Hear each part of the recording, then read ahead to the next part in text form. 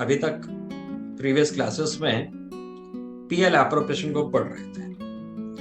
तो PL appropriation day 1 में हमने पढ़ा था बेसिक पार्ट, फिर डे 2 में हमने उसमें कुछ चीजों को जो उसमें आपके प्रॉब्लमेटिक एरियाज जो आ सकते थे उनको एलिमिनेट किया। आज हम एक उससे रिलेटेड टॉपिक लेंगे और उस टॉपिक में एक बात और ये भी होगी कि उसका अलग से इंडिपेंडेंट क्वेश्चन भी आ सकता है। और आज के टॉपिक का नाम है इंटरेस्ट ऑन ड्राइंग्स। हम लोग आज कैलकुलेट करना सीखेंगे कि ड्राइंग्स अगर किसी पार्टनर ने करी हैं तो उसके ऊपर इंटरेस्ट कैसे कैलकुलेट करी जाएगी। बहुत सारे लोग बोलेंगे वो तो मुझे पता है इंटरेस्ट निकालने में क्या है, पर असल में क्या होता है कि कुछ हमारे पास अकाउंट्स के अपने वे हैं और जिनको हम शॉर्टकट से भी अटेंड कर सकते हैं। तो हमें वो शॉर्टकट वाले वेज भी सीखने हैं और एक हमारा एक टेबुलेशन मेथड होता है उसको भी हमने आज सीखना है। तो सबसे पहले मैं आज इंटरेस्ट ऑन ड्राइंग्स के लिए आपके साथ एक क्वेश्चन शेयर कर रहा हूँ और हम आज अभी जो पहले क्वेश्चन करेंगे वो एक टेबुलेशन मेथड से कैलकुलेट करेंगे। देखिए, टेबुलेशन मेथड हम तब यूज करते हैं जब कई बार पार्टनर ने ड्राइंग करी है। जैसे कि पहले महीने में उसने 10,000 निकाल लिए, फिर तीसरे महीने में 20,000 निकाल लिए, फिर 5,000 निकाल लिए, 2,000 निकाल लिए, तमाम बार निकाल लिए। तो भाई जितनी बार पार्टनर ने पैसे निकाले होंगे उतनी बार की हमें अगर मैथमेटिकली बात करें तो उतनी बार हर बार उसके पीरियड को काउंट करते हुए इंटरेस्ट कैलकुलेट करनी होती है। पर टेबुलेशन मेथड में क्या होता है कि हम जितनी बार भी ड्राइंग्स करी हैं उन सारी की सारी ड्राइंग्स की इंटरेस्ट एक साथ एक बार में कैलकुलेट कर सकते हैं, जो अब हम मेथड सीखने जा रहे हैं। अब देखिए, जब आप पीएल एप्रोप्रिएशन अकाउंट बनाओगे तो उसमें आपको इंटरेस्ट ऑन ड्राइंग्स का इन्वॉल्वमेंट रहता ही रहता है। तो वो आपको कुछ पार्ट उसमें दे देंगे कि इतनी इस तरीके से ड्राइंग्स करी गई हैं, तो आप उसके लिए भी इंटरेस्ट ऑन ड्राइंग्स कैलकुलेट करना सीख जाएंगे। और साथ के साथ इसका एक अलग क्वेश्चन भी आ सकता है इंटरेस्ट ऑन ड्राइंग्स कैलकुलेट करने के लिए। तो हम टेबुलेशन मेथड से एक क्वेश्चन को करने वाले हैं। इसके लिए मैं आपके साथ व्हाइट बोर्ड पे चल रहा हूँ। क्वेश्चन नंबर 1 हम देख रहे हैं। कह रहे जी, calculate interest on drawings of Ekta and Mamta for the year ended 31st March 2010. Rate of interest on drawings is 12% per annum. अब एकता और ममता दो पार्टनर हैं, इनके यहाँ पर 12% के रेट से इंटरेस्ट चार्जेबल है। और आप देखिए, एकता ने ये पैसे निकाले हैं या ड्राइंग्स करी हैं, ये पहले 1 अप्रैल को इन्होंने 10,000 निकाले हैं, फिर 30 सितंबर को 8,000 निकाला है और इस तरीके से इन्होंने 1 2 3 4 5 6 7 8 बार पैसा निकाला है। और दूसरी तरफ ममता को देखिए, ममता ने यहाँ पर जो है 1 2 3 4 और 7 बार इन्होंने पैसा निकाला है। तो एक जनरल जो वे है जो आपको आता है उसमें क्या करोगे, आप 7 बार अलग अलग अमाउंट के ऊपर इंटरेस्ट निकालोगे। एकता के केस में आप 8 बार इंटरेस्ट निकालोगे। पर जो आज हम मेथड सीखने वाले हैं, जो टेबुलेशन मेथड है, उसमें क्या हम 8 की 8 या इनकी 7 के साथ जितनी भी इंटरेस्ट बनती है वो सारी 8 7 के एक साथ निकाल लेंगे। तो इस मेथड के लिए हम व्हाइट बोर्ड पे चल रहे हैं और ऐसे में हमें क्या करना है, सबसे पहले एक टेबल बनाना है, ऐसा एक टेबल बना लेना है। मैं आपके साथ क्वेश्चन करते हुए चल रहा हूं और सबसे पहला जो कॉलम है उसमें हम क्या करते हैं, डेट लिखते हैं और दूसरे वाले में हम अमाउंट लिखते हैं, अमाउंट ऑफ ड्राइंग्स। तो ये क्वेश्चन में गिवन होते हैं, जैसे कि यहाँ पर 1 अप्रैल को निकाला इन्होंने एकता ने, फिर उसके बाद 30 सितंबर को निकाला इन्होंने 8,000 रुपीज। तो ये जो क्वेश्चन में दिए हुए पैसे कितने कितने बार किस तारीख को निकाले, सबसे पहले इन दो कॉलम में हम इसको लिख लेते हैं। और क्योंकि दो अलग अलग पार्टनर्स के लिए हम दो अलग अलग टेबल बनाएंगे, तो ऊपर हम एकता के लिए कैलकुलेट कर रहे हैं, इसलिए मैंने नाम लिख दिया एकता। और एक जो बड़ी ही इंपॉर्टेंट बात है, जो सबसे ज्यादा इंपॉर्टेंट बात है, वो ये बात है कि किस डेट तक की हमें इंटरेस्ट चार्ज करनी है, यानी कि किस डेट को बुक्स क्लोज हो रही है। क्लोजिंग डेट सबसे ज्यादा इंपॉर्टेंट है कि किस दिन बुक्स को क्लोज किया जा रहा है। तो हम क्वेश्चन में यहाँ देखते हैं, उन्होंने लिखा है फॉर द ईयर एंडेड 31 मार्च 2010। तो बुक्स जो है वो क्लोज कब होती हैं जी, 31 मार्च 2010 को। तो इस जगह पे हम क्या करते हैं, डेट को लिख देते हैं 31 मार्च 2010। क्लोजिंग डेट है यहाँ पर। पहला काम क्या करना होता है कि हम लोग जिस जिस डेट को जितना पैसा निकाला गया उसको हम लिख लें। तो 1 अप्रैल को इन्होंने 10,000 रुपीज निकाले, ये क्वेश्चन से हमने देख लिया। इसके बाद इन्होंने 30 सितंबर को 8,000 निकाले, तो 30 सितंबर को 8,000 रुपीज निकाले। इसके बाद इन्होंने 31 अक्टूबर को इन्होंने पैसे निकाले जी 2,000 रुपीज। पहला काम तो हमने टेबल बना के उसमें जो क्वेश्चन में जो ड्राइंग्स की डेट दी हुई है और जो अमाउंट ऑफ ड्राइंग्स है उसको हमने लिखना है। फिर इन्होंने 30 नवंबर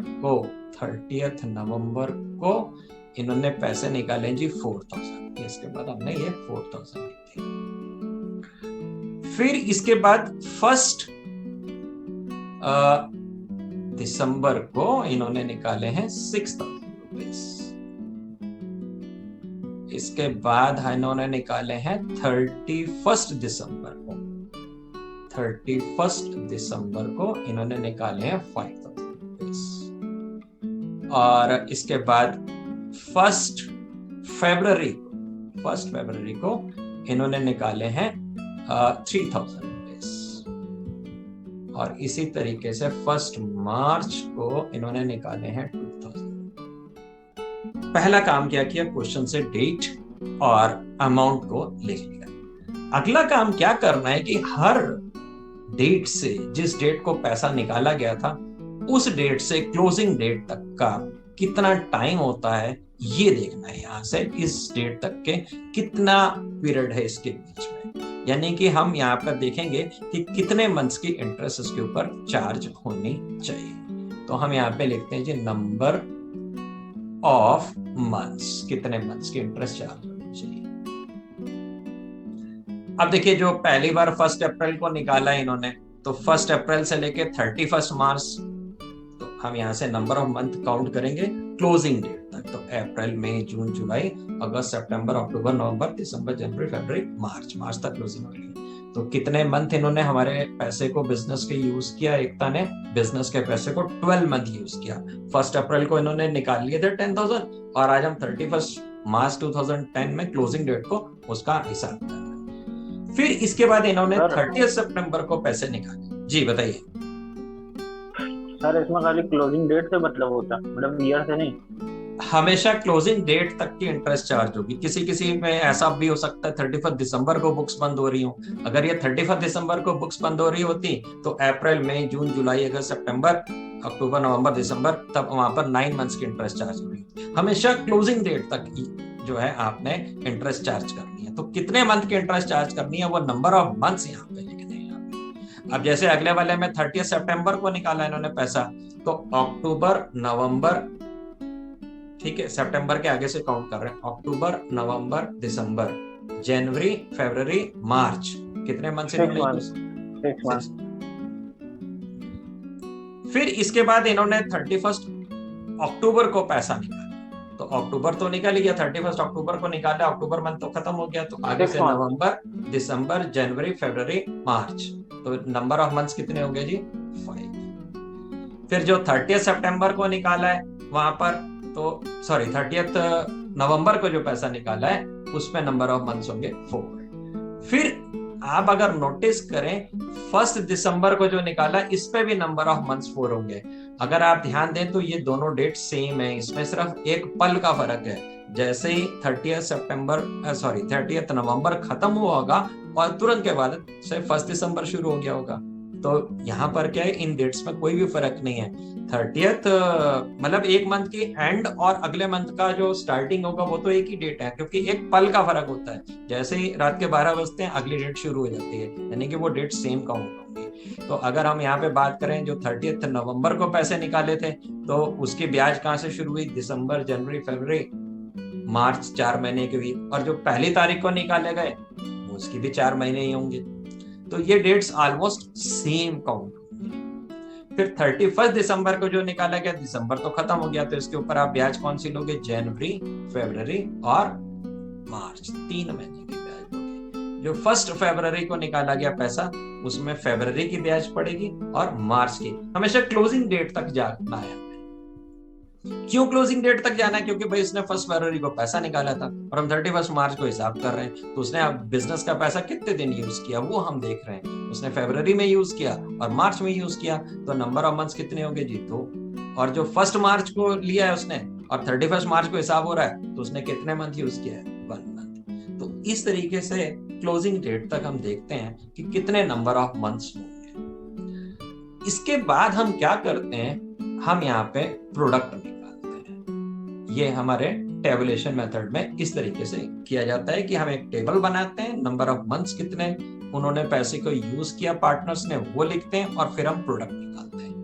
अब प्रोडक्ट के लिए देखिए डेट से तो प्रोडक्ट हो नहीं सकता। प्रोडक्ट का मतलब क्या होता है? मल्टीप्लीकेशन। तो हम यहाँ पे मल्टीप्लीकेशन किसका करेंगे? ये अमाउंट का और नंबर ऑफ मंथ्स का। तो 12 into 10, तो ये हो जाएगा आपका 1,20,000। फिर 8,000 into 6, 48,000। फिर 2,000 into 5, 10,000। फिर 4,000 into 4, 16,000। 6,000 into 4, 24,000। फिर 5,000 into 3, 1,000। और 3,000 into 2, 6,000। and 2,000 into 1, 2,000। और इसके बाद आप क्या करोगे? इसका आप टोटल करोगे, टोटल निकालिए कितना होगा। सब लोग इसका टोटल करिए, बताइए मुझे टोटल कितना है।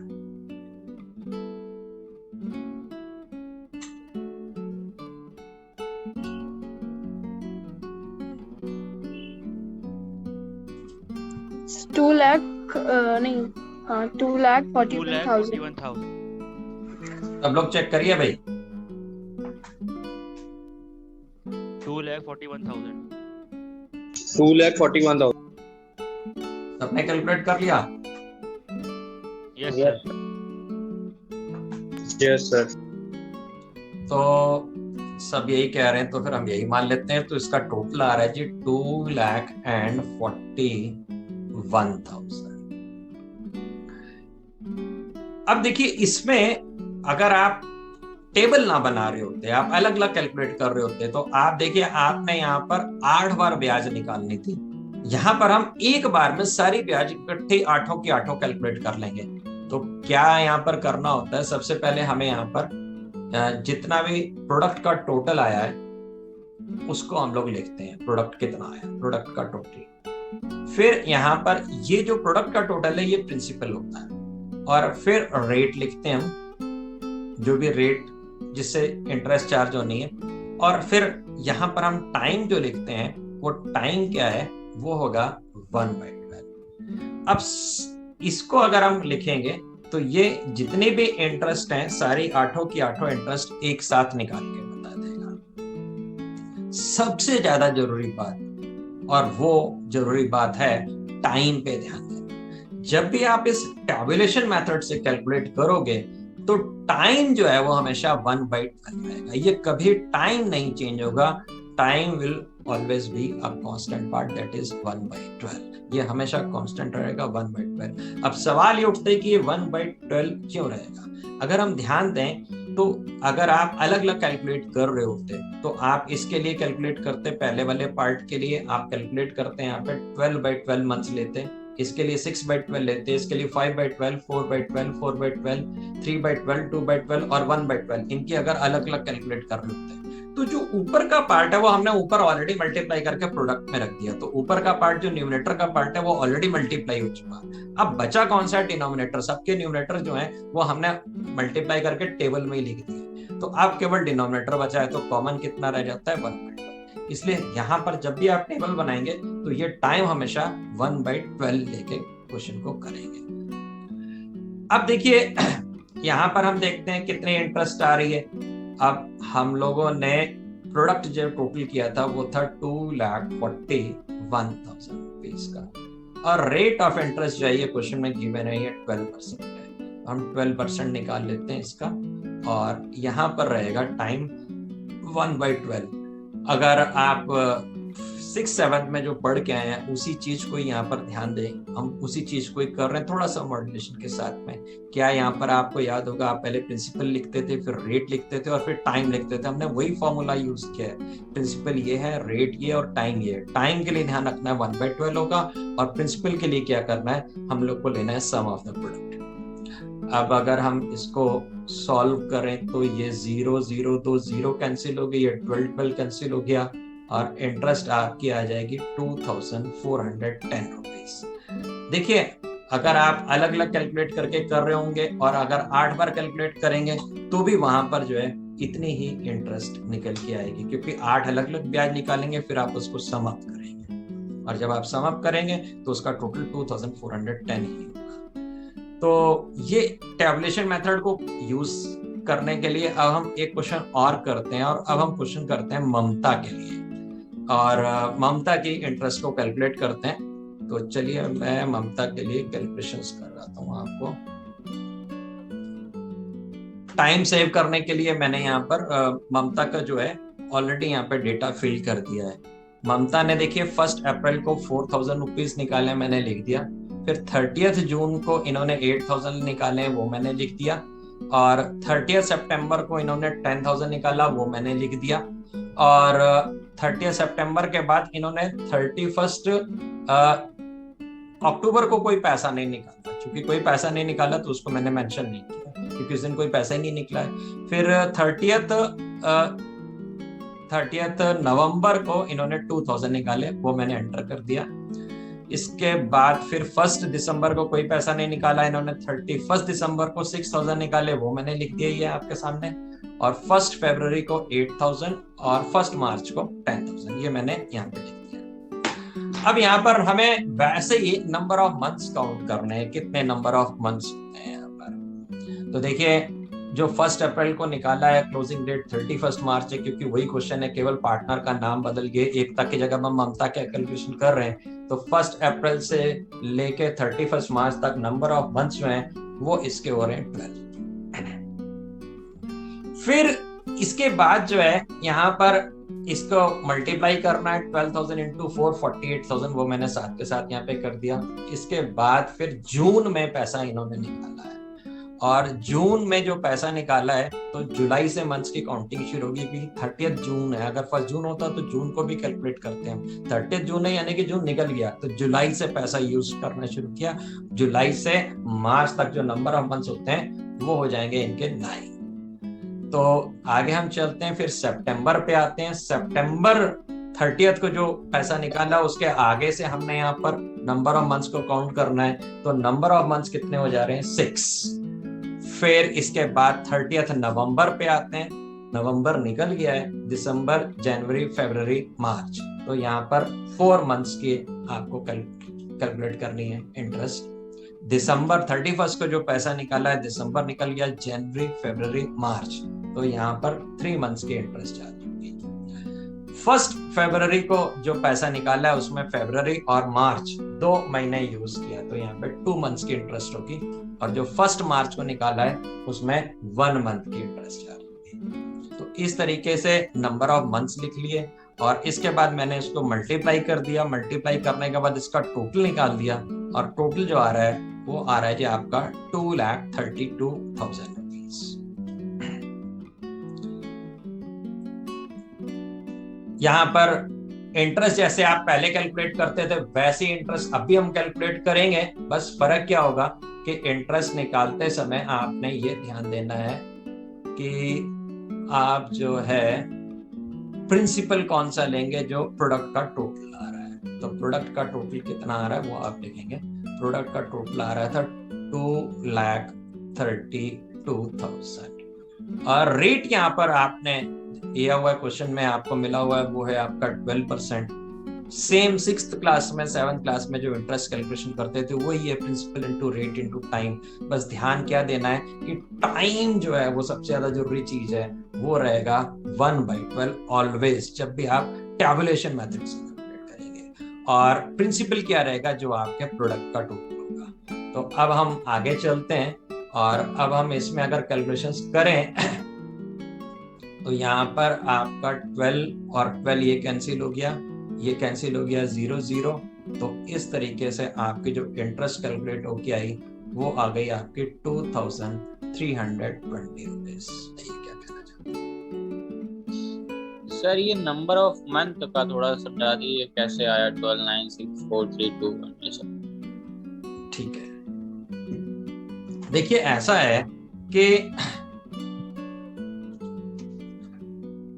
हमेशा क्लोजिंग डेट तक, जो भी क्लोजिंग डेट है उस डेट तक नंबर ऑफ मंथ्स यूज देखने हैं हमने। ये क्वेश्चन आप देखिए, क्वेश्चन में मैं आपको शेयर भी करूंगा, यहाँ पे दिया हुआ है कि ईयर एंडेड 31 मार्च 2010 ये है हमारा। तो सारी डेट जो है, जो क्लोजिंग डेट है वो 31 मार्च 2010 तक है। अब 4000 का जो अमाउंट है वो हमने अप्रैल 1 को निकाला, यहाँ पर 1 अप्रैल को, ठीक है ना। तो जो 1 अप्रैल को पैसा निकाला है वो हमने कितने मंथ यूज किया? 1 अप्रैल का पैसा 1 अप्रैल से लेके 1 अप्रैल 9 से, तो अप्रैल, मई, जून, जुलाई, अगस्त, सितंबर, अक्टूबर, नवंबर, दिसंबर, जनवरी, फरवरी, मार्च, तो 12 मंथ हमने यूज किया। पार्टनर ने पैसा बिजनेस का हमारा कितना यूज किया? 12 मंथ यूज किया। फिर इसने 30 जून को पैसा निकाला है। जो 30 जून को निकाला है वहां पर जून तो निकल गया, तो जुलाई, अगस्त, सितंबर, अक्टूबर, नवंबर, दिसंबर, जनवरी, फरवरी, मार्च, 9 मंथ यूज किया इन्होंने। दिलराज, आप भी कुछ कहना चाह रहे हो? बताओ क्या कह रहे हो दिलराज?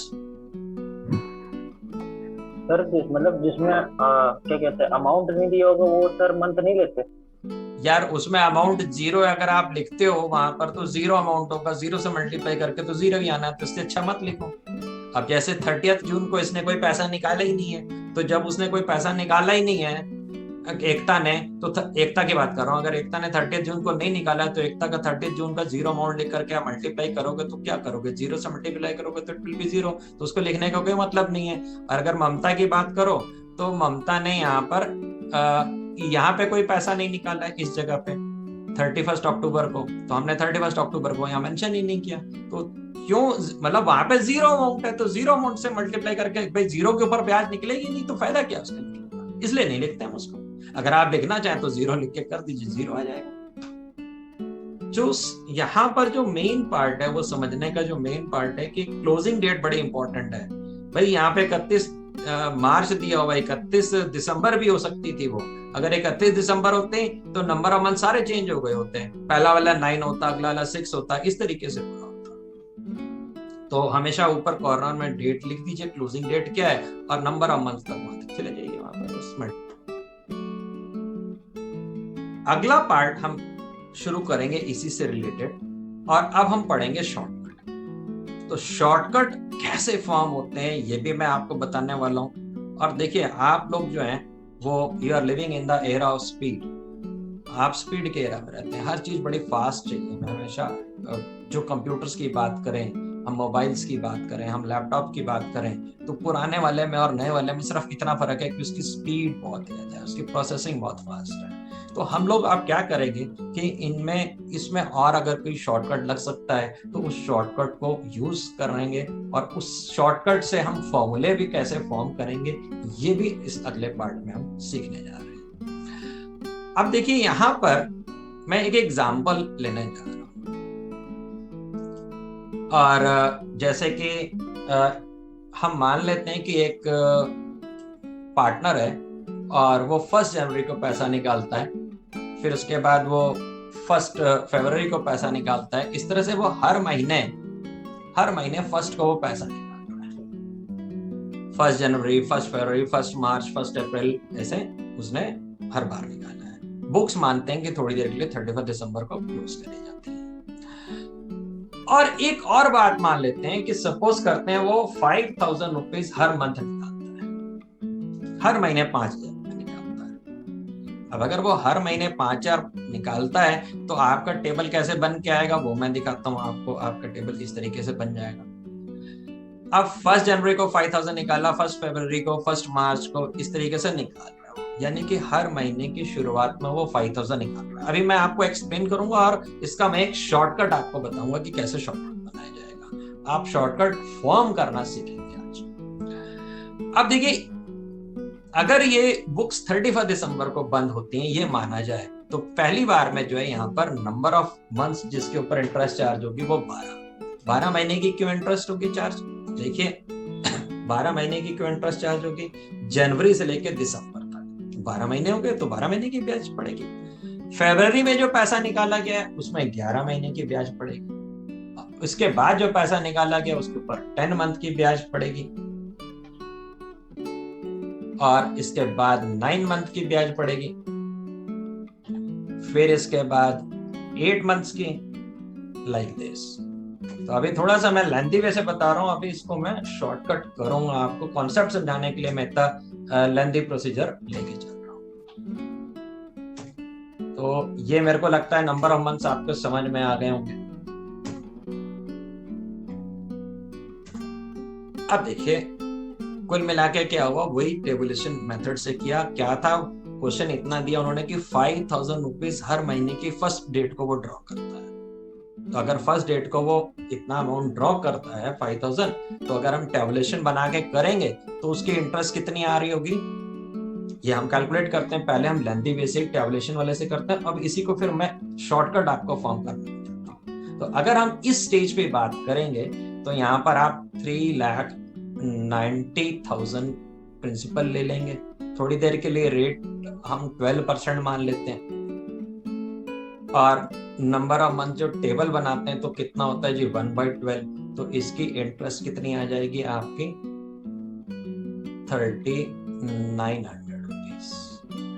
अब देखिए अगर हम इसमें बात करें शॉर्टकट की, तो एक हमारे पास शॉर्टकट को फॉर्म करने का एक वे होता है, और ये वे तब यूज किया जा सकता है जब सेम अमाउंट हो।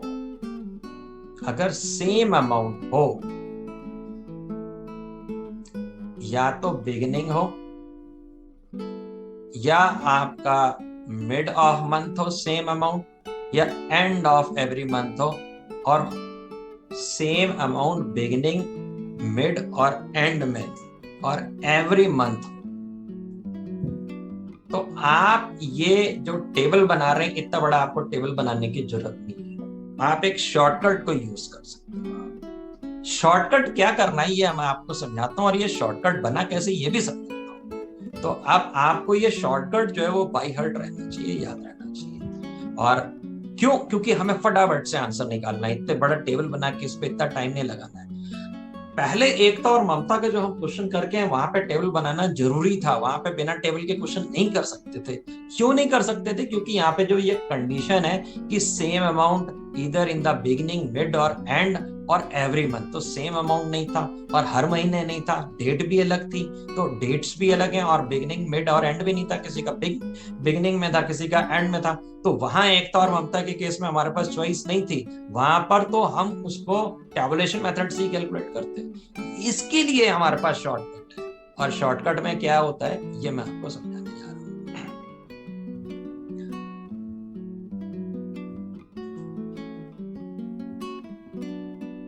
देखिए शॉर्टकट में जो तरीका है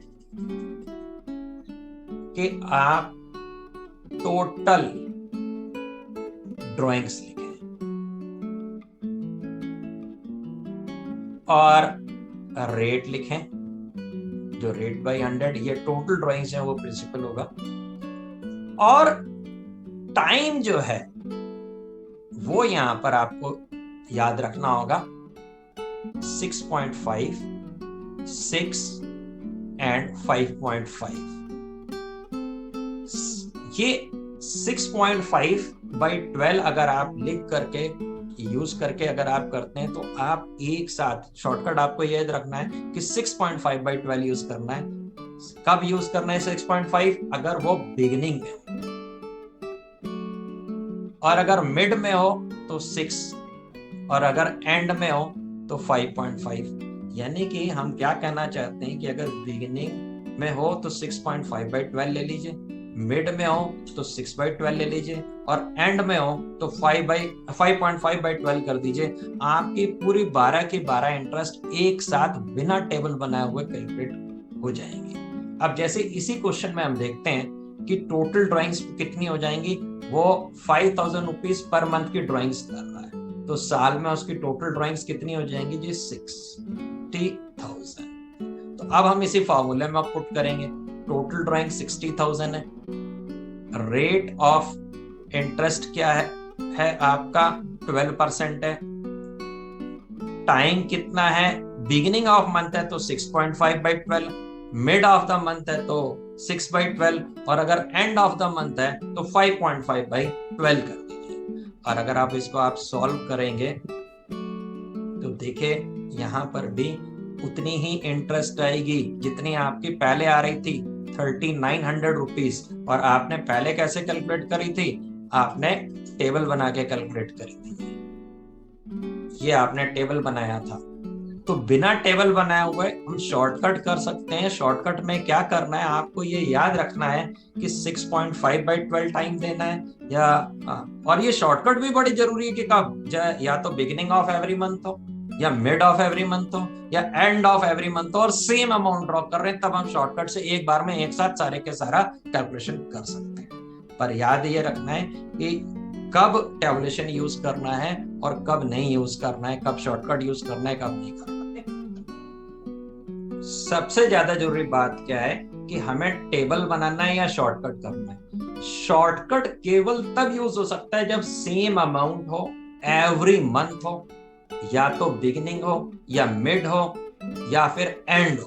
अगर देखिए ऐसा है कि अब हम एक एग्जांपल और ले रहे हैं इस बात को समझने के लिए कि क्वेश्चन में कब टेबुलेशन यूज करना है और कब शॉर्टकट। शॉर्टकट केवल हम तब यूज कर सकते हैं जब एवरी मंथ हो।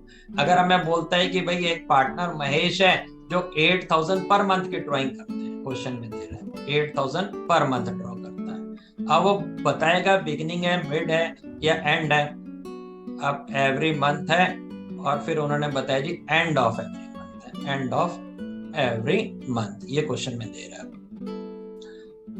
अब यहां पर हम शॉर्टकट यूज कर सकते हैं। यहां पर हम कैसे यूज कर सकते हैं, क्योंकि 8,000 पर मंथ है और एंड में है, सेम अमाउंट सेम डेट्स हो रही है, बिगिनिंग मिड या एंड कोई भी हो, तो इसी केस में अब हम टेबल नहीं बनाएंगे, हम सीधा लिखेंगे टोटल ड्राइंग्स कितनी है इसकी। टोटल ड्राइंग्स कैलकुलेट कर लेंगे हम।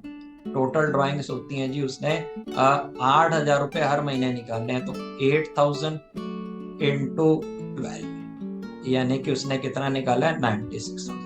बस यहाँ पर क्या तरीका होता है कि इंटरेस्ट कैलकुलेट करने का, interest is equals to total drawings लिखेंगे आप। टेबल लेवल देखिए मैं नहीं बना रहा हूँ, आप टेबल बनाओगे तो उससे भी आंसर आएगा। इतना बड़ा टेबल बनाने पे क्यों टाइम वेस्ट किया जाए जब हम शॉर्टकट कर सकते हैं। रेट थोड़ी देर के लिए मैं 12% ही मान ले रहा हूँ, जो भी रेट दिया होगा क्वेश्चन में वो लेना है।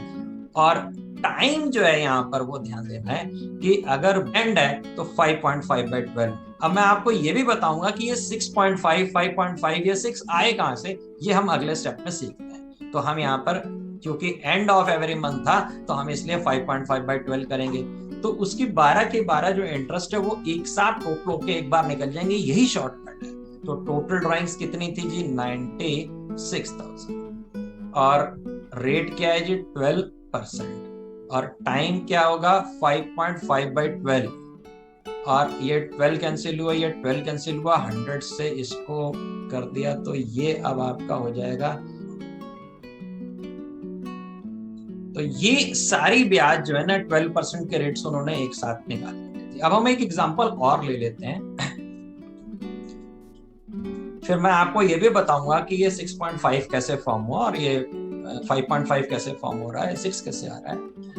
अब एक क्वेश्चन ले लेते हैं कि सपोज करते हैं राम जो है एक पार्टनर है, वो 3,000 रुपीज पर मंथ की ड्राइंग्स करता है, और वो कहते हैं जी 3,000 पर मंथ की ड्राइंग्स हैं और एवरी मंथ। ठीक है, एवरी मंथ कब ड्रॉ करता है, थोड़ी देर के लिए मान लेते हैं बिगिनिंग में ड्रॉ करता है। तो क्या करना है, हमें टोटल ड्राइंग्स निकालनी है। टोटल ड्राइंग्स लिखने के बाद फिर हमने यहाँ पे क्या करना है, रेट ले लेना है, जो भी रेट होगा रेट। अपॉन 100 कर देना है, और टाइम जो है वो एवरी मंथ बिगिनिंग है तो 6.5/12, और अगर ये मिड होता तो 6/12, और अगर एंड होता तो 5.5/12। ये टाइम ही याद रखना है, और टेबल वाले में क्या टाइम ध्यान रखना होता है, वो हमेशा 1/12 होता है, क्योंकि ऊपर का पार्ट तो आ गया होता है वहां पर। तो ये बिना टेबल बनाया हुआ है, देखिए टोटल हमने जो टेबल बना के कर रहे हैं उसी का शॉर्टकट है। तो 3000 अगर पर मंथ ड्रॉ कर रहे हैं तो साल में 3000 इंटू 12 टोटल ड्रॉ कितना किया हमने, 36,000। रेट थोड़ी देर के लिए मान लेते हैं 12% है, और टाइम जो है वो आप लेंगे 6.5/12। तो यहाँ पर 12 कैंसिल हो गया, ये 0 कैंसिल हो गया, और 360 इंटू 6.5 कर दीजिए, वो आपका आंसर हो जाएगा 2340। तो अब देखिए हमने ना ये उसकी 12 बार ड्राइंग्स में थी साल में, टोटल 36,000। हमने वो 12 बार का टेबल नहीं बनाया, हमने डायरेक्ट एक बार में उसके इंटरेस्ट कर ली। और अगर ये एंड होता तो 6.5 की जगह 5.5 होता, और अगर मिड ऑफ एवरी मंथ होता तो 6/12। अब ये कोई बोलता है कि सर अगर कोई बिगिनिंग, मिड और एंड के अलावा कोई उलूल जुलूल डेट दी हो तो फिर हम नहीं कैलकुलेट कर सकते ऐसे, तब शॉर्टकट नहीं यूज कर सकते। तब हमें क्या करना होगा, तब टेबुलेशन मेथड से कैलकुलेट करना होगा, उसमें हमें टेबुलेशन पे जाना होगा। जब बिगिनिंग हो, मिड हो और एंड हो, एवरी मंथ हो और सेम अमाउंट हो, then only you can use this shortcut. अब क्वेश्चन ये उठता है कि ये किस तरीके से शॉर्टकट बना है या कैसे बना दिया गया शॉर्टकट। तो मैं आपको इसका शॉर्टकट का फॉर्मेशन समझाता हूं। तो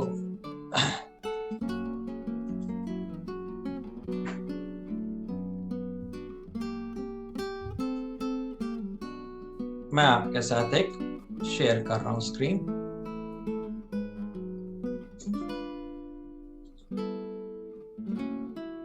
आपके पास शेयर हो रहा था स्क्रीन कि नहीं हो रहा था शेयर? हो रहा है। Yes sir. ठीक है,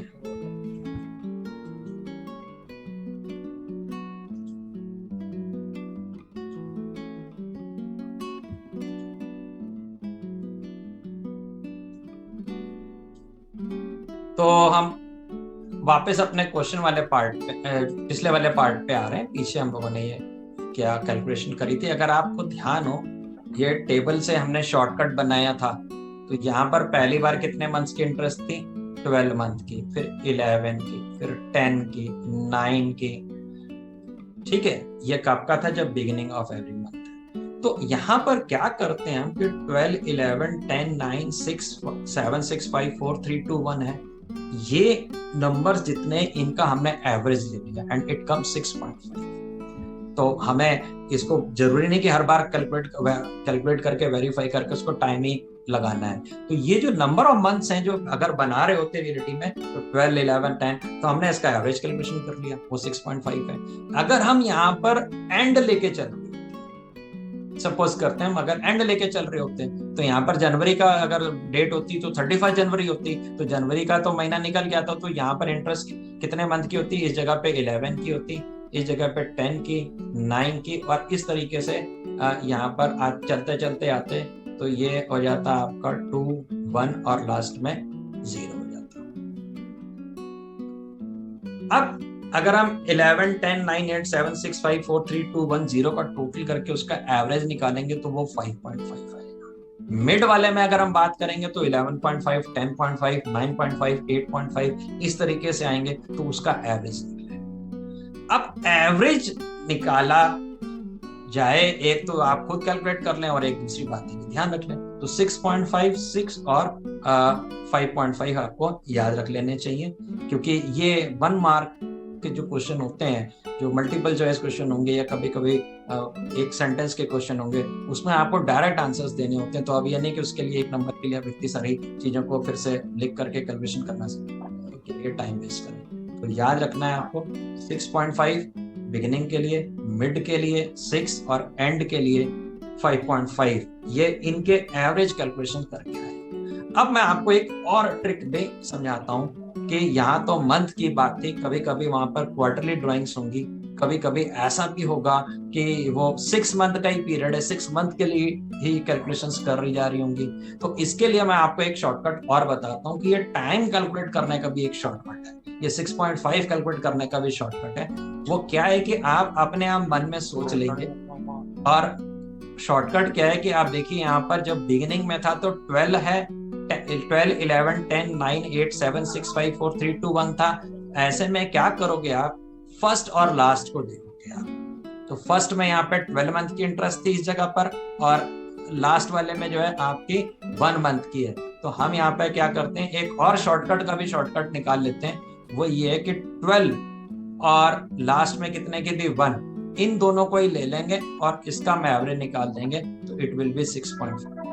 और अगर बाय द वे ये एंड ऑफ एवरी मंथ होता तो 11 मंथ शुरू में होते और लास्ट में ये देखिए 0 मंथ है, तो 11 और 0 का हम एवरेज निकाल देते और वो आ जाएगा 5.5। तो ये शॉर्टकट का भी एक शॉर्टकट है, और वैसे तो याद रखना चाहिए। तो फॉर्मूला कैसे फॉर्म करना है ये भी आपको मैंने बताया, और शॉर्टकट कैसे बनाना है ये भी बताया। अब शॉर्टकट को हमने और कहाँ यूज करना है ये हम आगे की बात समझते हैं।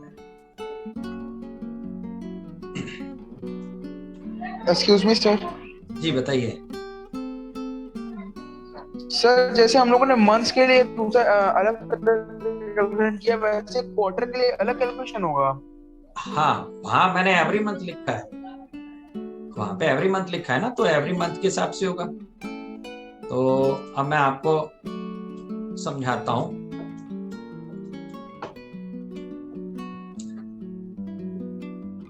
देखिए क्वार्टरली भी हो सकता है, हाफ ईयरली भी हो सकता है। तो फॉर्मूला फॉर्म करने का तरीका भी मैं आपको बता रहा हूं कि कैसे फॉर्मूले फॉर्म करे जाते हैं। देखिए अगर ये क्वार्टरली होता तो क्वार्टरली के लिए क्या है, आपको जैसे मंथली का था, क्वार्टरली के केस में क्या होता है, क्वार्टर मींस 1/4 होता है। अगर साल में 12 महीने हैं तो उसका 1/4 कितना हुआ, 3 मंथ्स। तो क्वार्टर का मतलब क्या होता है, अ पीरियड ऑफ 3 मंथ्स, 3 महीने के पीरियड को हम क्वार्टर कहते हैं। साल में 4 क्वार्टर होते हैं। अब वो क्वेश्चन ऐसे भी दे सकता है, बिगिनिंग ऑफ एवरी क्वार्टर, या फिर वो बोल सकता है मिड ऑफ एवरी क्वार्टर, या वो बोल सकता है एंड ऑफ एवरी क्वार्टर। तो यहाँ मंथ नहीं है, यहाँ पे वो नहीं यूज किया जा सकता। यहाँ पर जो है ये वाले के केस में 4.5, 6 एंड 7.5। अगर हम बिगिनिंग की बात करेंगे तो 7.5 मंथ, मिड की बात करेंगे तो 6, और एंड के लिए 4.5 मंथ। तो जैसे वहां पर आपके लिए था 6.5, वही चेंज हो गया यहाँ पर। क्यों चेंज हो गया, क्वार्टरली है तो क्वार्टरली होगा तो उसका इफेक्ट भी तो चेंज होगा उस हिसाब से। अब अगर क्वेश्चन देते हैं कि मोहन नामक व्यक्ति है and he drawers 10,000 at the end of every quarter। अब उसने क्वार्टर दिया आपको, हर 3 महीने के एंड में वो ड्रॉ। तो साल में 4 क्वार्टर होते हैं, तो टोटल ड्राइंग्स आप लिखोगे, रेट जो होगा वो आप रेट लिखोगे, और टाइम के लिए क्या है, एंड ऑफ एवरी क्वार्टर है तो it will be 4.5/12। Beginning of every quarter होता तो 7.5, एंड होगा तो 4.5, मिड होगा तो 6। तो टोटल ड्राइंग्स कितनी हो जाएंगी, 10,000 रुपए हैं। 4 बार निकाले होंगे, पहले हम 12 से मल्टीप्लाई कर रहे थे क्योंकि एवरी मंथ था, और साल में 12 महीने होते हैं और 4 क्वार्टर होते हैं। तो टोटल पैसा कितना निकाला इन्होंने, 40,000। रेट थोड़ी देर के लिए हम 12 मान लेते हैं, 12% है, और टाइम जो है वो होगा जी 4.5/12।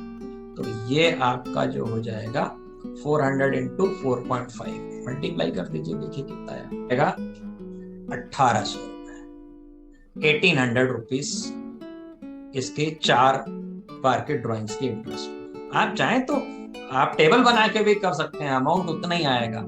यहां पर भी कैसे कैसे कैलकुलेशंस करी गई होंगी, उन्होंने उसका एवरेज निकालना होगा। अब मैं आपको शॉर्टकट में भी समझाता हूं थोड़ा सा कि ये शॉर्टकट जो आप ये 4.5 कैसे फॉर्म कर रहे थे, मैं ट्रिक भी आपको बताता हूं। तो देखिए, अगर मान लेते हैं, एक एग्जांपल लेते हैं कि 1 जनवरी से ईयर शुरू होता है और 31 दिसंबर को ईयर खत्म होता है, तो पूरा ईयर ऐसे, तो इसमें 4 क्वार्टर कब कब खत्म होंगे। जो पहला क्वार्टर है जी वो खत्म होगा 31 मार्च को, 3 महीने के बाद क्वार्टर खत्म हो जाता है। दूसरा क्वार्टर कब खत्म होगा आपका 30 जून को। तीसरा क्वार्टर कब खत्म होगा 30 सितंबर को। और चौथा कब होगा 31 दिसंबर को। तो ऐसे 4 बार ड्राइंग्स करी होंगी उसने। अब यहाँ पर अगर मान ले रहे हैं, इसी क्वेश्चन में ही हम बात कर रहे हैं, ये देखिए इस जगह पे जो हमने मोहन का लिया, 10,000 हर क्वार्टर के एंड में ड्रॉ करता है। तो भाई 10,000 हर बार ड्रॉ कर रहा है, तो टोटल उसने कितना ड्रॉ कर लिया 40। अगर हम इस पे इंटरेस्ट चार्ज करने की बात करते तो 31 मार्च से लेकर 31 दिसंबर तक कितने मंथ्स की इंटरेस्ट चार्ज करते जी हम इस पे 9 मंथ की इंटरेस्ट चार्ज करते। 30 जून से 31 दिसंबर तक की कितनी इंटरेस्ट चार्ज करते 6 मंथ की। 30 सितंबर से 31 दिसंबर की 3 मंथ्स की। और 31 दिसंबर से 31 दिसंबर तक की कितनी इंटरेस्ट होती है जी 0। भाई 31 दिसंबर आखिरी दिन है, उस दिन से उस दिन की कितनी ब्याज होगी 0 होगी। 0 मंथ हुआ, 0 टाइम हुआ। तो अगर हम टेबुलेशन से कर रहे होते तो 9630 चल रहा होता। हम ऐसे इतना कैलकुलेशन करते, फिर हम इसको मल्टीप्लाई करते हैं, ये आता है जी 90,000। मैं आपको वेरीफाई कराने के लिए ऐसा करके बता रहा हूँ। फिर मैं एक आपको जो शॉर्टकट बताया वो रिवाइज करके भी फिर से बताता हूँ। ये 30,000 हो गया और ये 0 हो गया और ये टोटल कितना हो गया जी 1,80,000। अब ये तो हमने टेबुलेशन मेथड से किया, टेबल बना के किया हमने। अगर हम टेबल बना के कर रहे होते तो हम क्या करते हैं, वहां पे प्रोडक्ट लेते हैं। तो प्रोडक्ट कितना आया प्रिंसिपल में 1,80,000 और टाइम रेट कितना है जी 12%। और टाइम आपको याद होगा, टाइम क्या करते हैं हमेशा 1/12 लेते हैं। 1/12 कब लेते हैं, जब हम टेबल बना के करते हैं। अदरवाइज जब हम शॉर्टकट करते हैं तो वो आपको 7.5, 6 और 4.5 क्वार्टर के केस में, मंथ के केस में 6.5, 6 एंड 5.5 वो शॉर्टकट्स हैं। तो यहाँ पर अब आप देखिए कितनी इंटरेस्ट आ रही है। आपने अभी भी कैलकुलेट किया था, वहां पे 1800 इंटरेस्ट आई। 1800 वहां पर भी 1800 थी, यहाँ पे भी 1800 है। तो ये कैसे आया, ये किस तरीके से आया, ये आपका यहाँ वहां पर कैसे आया था, हमारा एवरेज कैसे आया था 9630 को उन्होंने जब शॉर्टकट किया था तो 9630 का उन्होंने एवरेज निकाल दिया। जब एवरेज निकल के आ रहा था तो जब क्योंकि एंड ऑफ एवरी मंथ था तो ये वो आ रहा है जी 4.5। अब शॉर्टकट में एक और भी बताता हूँ कि जब आपको अब बाय द वे भूल जाए एग्जाम में, अरे वो 7.5 था कि 7 था कि 6 था, सपोज कर लीजिए भूल जा रहे हैं या कोई नई तरह की प्रॉब्लम आ गई, तो उसके लिए भी आपको यूज करके मैं अभी एग्जांपल्स में भी बताता हूँ। तो शॉर्टकट क्या है कि अब ये एक तरीका तो ये कि 963 ये जितने हैं इसको लिख के यूज किया जाए। दूसरा तरीका क्या होता है कि आप ये तो कैलकुलेट कर ही सकते हैं कि पहली बार कितनी ब्याज होगी और आखिरी बार कितनी होगी। तो पहली बार कितने मंथ की होनी थी 9 मंथ की, और आखिरी बार कितने मंथ की होनी थी 0 की। जब सेम अमाउंट चल रहा तो पहली और आखिरी वाले का मंथ काउंट कर लो, उसको सेंटर कर दो, वही आपके मंथ होंगे। देखिए 4.5 की निकालेंगे। अब मैं एक और एग्जांपल लेके आपको फॉर्मूला फॉर्मेशन के लिए समझाता हूँ। सपोज करते हैं कि एक आदमी जो है वो 20,000 रुपीज पर मंथ ड्रॉ करता है, पर मंथ बता रहा हूं अब, ठीक 20,000 पर मंथ ड्रॉ कर रहा है, सेम अमाउंट ये नीचे आता जाएगा। और थोड़ी देर के लिए मान लेते हैं जी end of every month draw कर रहा है। तो अगर end of every month draw कर रहा है तो यहाँ पे डेट हो जाएंगी आपकी, एंड वाली डेट क्या हो जाएगी, जनवरी का एंड हो जाएगा जी 31 जनवरी, फरवरी का एंड हो जाएगा 28 फरवरी, लीप ईयर है तो 29 फरवरी। इस तरीके से एंड की डेट सारी यहाँ पर आ जाएगी अगर आप टेबल बना रहे होते हैं। और अगर आप इंटरेस्ट कैलकुलेट करते हैं तो भाई एंड ऑफ एवरी मंथ है, अगर जनवरी के एंड में है तो जनवरी तो निकल गया, तो नंबर ऑफ मंथ की इंटरेस्ट कितनी होगी 11 मंथ की। 11, 10, 9, 8, 7 इस तरीके से सारे चलते चलते आएंगे तो आखिरी कितनी है 0। तो 11 और 0 जो पहली और आखिरी है वही आप समझिए, उसी का एवरेज निकाल लीजिए, वही नंबर ऑफ मंथ्स होते हैं। तो ये आएगा जी 5.5। अच्छा, अगर ये मान लेते हैं कि ये एंड ना हो करके ये बिगिनिंग चल रहा होता, तो बिगिनिंग चल रहा होता तो यहाँ पे 12 मंथ 11 मंथ इस तरीके से चल रहा होता और लास्ट में कितना आता 1। तो फर्स्ट और लास्ट देख लेना है जब सेम का हो, मतलब आप रफ में सोच लीजिए, ये नहीं कि वहां पे लिख के करें तो टाइम वेस्ट करने का कोई मतलब नहीं है। तो ऐसे में क्या है, शुरू में वाले के 12 है और आखिरी वाले की कितनी है 1 है, तो इसका हम सेंटर निकाल लेंगे तो ये आ जाएगा 6.5। मिड के लिए मान लेते हैं, अगर क्वेश्चन में यहीं पे मिड ऑफ एवरी मंथ निकाल रहे होते हैं, सपोज करते हैं कि वो कहता है मिड ऑफ एवरी मंथ, तो यहाँ पे हम इंटरेस्ट चार्ज करते हैं 11.5 मंथ की, फिर 10.5 मंथ की, इस तरीके से लास्ट में आ जाता है जी 0.5 मंथ। तो ऐसे में 11.5 और लास्ट वाला 0.5, फर्स्ट और लास्ट ले लीजिए, टेबल भी मत बनाइए, सोचिए, सिर्फ मन में ही सोच लीजिए, तो डिवाइडेड बाय 2 कर दीजिए यानी कि 6। तो इस तरीके से भी आप शॉर्टकट 6, 5.5 और 6.5 निकाल सकते हैं। बाकी बेटर वे तो क्या है कि आप इसको याद रखें। क्वार्टर के केस में 7.5, 6 और 4.5, और मंथ के केस में 6.5, 6 और 5.5। अब हम आगे बात करते हैं। कभी कभी ऐसा हो सकता है एक क्वेश्चन, अब पहले वाले जो है वो कंडीशन अलग हो गई, अब दूसरे टाइप की बात चल रही है, यहाँ पे आपको जो बात समझनी है। देखिए कि उन्होंने बोला कि 6 मंथ का ही अकाउंट बना रहे हैं, 6 मंथ के अकाउंट बना रहे हैं, 6 महीने के। अब ये एवरी मंथ वाली बात तो नहीं हुई, एवरी मंथ का मतलब तो पूरे साल में निकाल रहे हैं। अगर वो बोलता है कि 6 महीने में ब्याज निकालनी है, तब क्या करोगे आप? तो फिर अब एक एग्जांपल, इस 6 महीने की ब्याज कैसे निकालनी है उसके लिए शॉर्टकट फॉर्मेशन में समझाते हुए चल रहा हूं। सपोज करते हैं वो कहता है जी ये 4,000 रुपीज पर मंथ ड्रॉ करता है और एंड में ड्रॉ करता है, एंड ऑफ एवरी मंथ। तो पहले मैं थोड़ा सा आपको समझाते हुए चलता हूं, इसको समझाने के लिए टेबल बना रहा हूं, फिर शॉर्टकट भी बताता हूं। तो उसने 4,000 निकाले एक बार, 6 महीने तक निकाल रहे हैं, 6 मंथ के बाद बुक्स क्लोज कर रहे हैं, तो 6 बार निकाले होंगे। तो 4,000 4,000 4,000 ऐसा उसने 6 बार ही निकाला है। अब यहाँ पर आपको ये ध्यान रखना है कि जो एवरी मंथ वाली बात है वो कंडीशन नहीं लागू होगी 6.5, 6 और 5.5 वाली। क्यों? क्योंकि एवरी मंथ नहीं है तो 6 महीने का ही है, वो तो पूरे साल की बात है जो पहले आप पढ़ के आए हैं। यहां पर क्या होगा, अब ये क्या बोलता है, and of every month. Suppose कर लेते हैं कि जनवरी से ईयर शुरू और एंड कब हो जाएगा, ये 30 जून को। अगर 6 महीने की बात कर रहे हैं तो 30 जून को एंड हो जाएगा।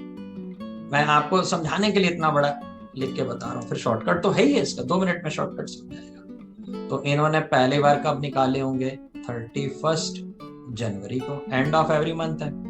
फिर 28 फरवरी को लीप ईयर होगा तो भाई 29 फरवरी हो जाएगा। 31 मार्च को निकाले होंगे, फिर 30 अप्रैल को निकाले होंगे, फिर इन्होंने 31 मई को निकाले होंगे और फिर इन्होंने 30 जून को निकाले होंगे। अब अगर हम इसमें नंबर ऑफ मंथ्स की बात करें तो यहाँ पर देखिए 31 जनवरी से 30 जून तक नंबर ऑफ मंथ्स कितने हुए, 5। 28 फरवरी से 30 जून तक मंथ्स कितने हुए, 4, 3, 2, 1 और 0। ये नंबर ऑफ मंथ्स इतने आ रहे हैं, 5, 4, 3, 2, 1, 0। अब ये हमने लिख करके किया क्योंकि मुझे आपको समझाना था। आप देखो यहाँ पर खुद अपना वो जो टाइम स्लॉट है 7:30, 6, 4:30, 6:30, 5, 6 जो कैलकुलेशंस करके हमने रखी हुई हैं, उसके स्लॉट्स कैसे कैलकुलेशन हुई थी, वो कैसे फिगर आए थे, उसका भी मैंने आपका शॉर्टकट बनाया है, बताया है। क्या है कि अगर सेम अमाउंट है, जैसे कि यहाँ सेम अमाउंट है, सेम डेट है, बिगिनिंग मिड और एंड चल रहा है, तो अब आप इसमें टाइम कैलकुलेट करने के लिए क्या करिए, जैसे आप अगर भूल भी जाते हैं तो इसका शॉर्टकट क्या था, फर्स्ट और लास्ट ले लीजिए, बाकी सब किसी चीज की ध्यान रखने की जरूरत नहीं है। तो 5 फर्स्ट था और लास्ट वाला 0 था, इसका आप सेंटर ले लीजिए यानी कि 2.5। अगर आप 2.5 मंथ्स की इंटरेस्ट कैलकुलेट कर देंगे तो सारी इंटरेस्ट जो है वो पूरी जो है 6 की इंटरेस्ट कैलकुलेशन होगी हो जाएगी। अब यहाँ पर क्या बच्चे गलती कर देते हैं कि यहाँ पर 6 से मल्टीप्लाई करना है, टोटल 12 से मल्टीप्लाई नहीं करना है क्योंकि 6 महीने बाद ही बुक्स बंद हो रही हैं। तो टोटल ड्राइंग्स कितनी हो जाएगी, 4000 into 6 यानी कि 24,000। थोड़ी देर के लिए रेट फिर हम मान के चल रहे हैं कि वो 12% है।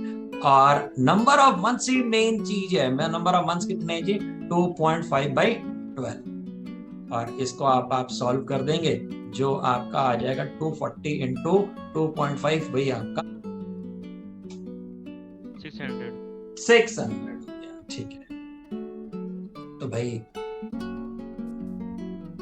तो रिकैप करते हैं हमने क्या किया। हमने रिकैप करना है, सबसे पहले हम लोगों ने जब अलग अलग डेट्स दी हुई हैं, कहने का मतलब क्या है कि अगर डेट्स जो हैं वो हैज़ार्ड वे में दी हुई हैं, तो फिर ऐसे में क्या करना है, टेबल बना के करना है। शॉर्टकट में हम कर सकते हैं, अगर हमारे पास सेम अमाउंट हो और पूरे साल हो, या तो बिगिनिंग हो या मिड हो या एंड हो, तो हम 6.5 मंथ की इंटरेस्ट कैलकुलेट करेंगे बिगिनिंग के लिए, 6 मंथ की इंटरेस्ट कैलकुलेट करते हैं हम मिड के लिए, और अगर एंड है तो 5.5 मंथ की इंटरेस्ट कैलकुलेट करते हैं और टोटल ड्राइंग्स के ऊपर कैलकुलेट करते हैं। तो हमारा आंसर पूरा एक बार में आ जाएगा बिना टेबल बने हुए। क्वार्टर के केस में 7.5 मंथ बिगिनिंग के लिए, मिड के लिए 6 और एंड के लिए 4.5। अगर आप ये भी भूल जाते हैं कि 6.5 के 6 या 5.5 कैसे है, तो अब आप आपस में माइंड में कैलकुलेशंस करिए कि पहली बार कितने महीने की ब्याज पड़ेगी और आखिरी बार कितने महीने की ब्याज पड़ेगी, उसका सेंटर निकाल लीजिए, वो अपने आप आपको बता देगा। जब आप जैसे कि बिगिनिंग ऑफ एवरी मंथ निकाल रहे हैं, तो इसका ना पहली बार 12 महीने की ब्याज होगी और आखिरी वाली में कितनी होगी, 1 मंथ की होगी। तो आपको डिवाइड कर देना है, सेंटर ले लेना है, तो जो कि आ गया 6.5। इस तरीके से अगर ये मान लेते हैं कि मिड ऑफ एवरी मंथ होता, तो ये 11.5 मंथ की पहली बार होती और आखिरी वाले में 0.5 होती। मिड ऑफ एवरी मंथ के केस में अगर हम एवरेज निकालेंगे तो 6 आएगा। तो इसी से हम 6 मंथ के लिए भी कैलकुलेट करना सीख चुके हैं, और इसी से हम क्वार्टरली का कैलकुलेशन करना भी सीख चुके हैं। और अगर आप फॉर्मूला फॉर्मेशन में कोई भी प्रॉब्लम लग रही है आपको, तो वो आप प्लीज मेरे से क्वेश्चन पूछिए।